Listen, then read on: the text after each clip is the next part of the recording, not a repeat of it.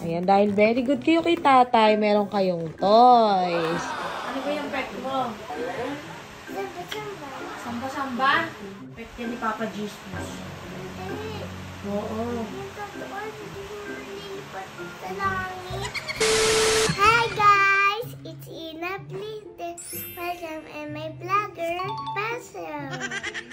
Ano binili sa inyo ni tatay? My toys. Wow! Tingnan mo ang may dog ako.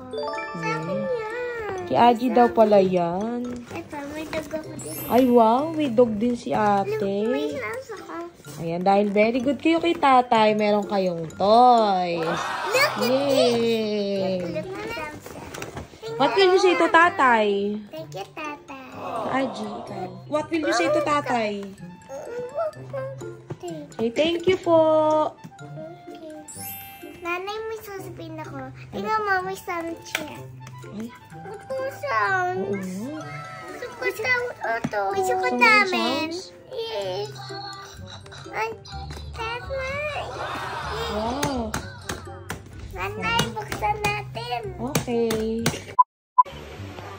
Yan. Tutuwa ka sa kanya. Samba.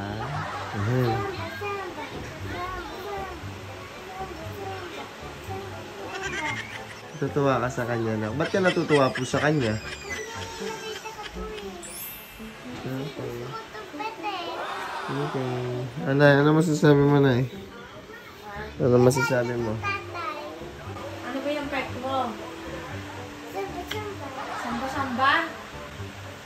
Kuya, kasi ang pet ko yan eh. Pet mo yan, paano mo naging pet yan?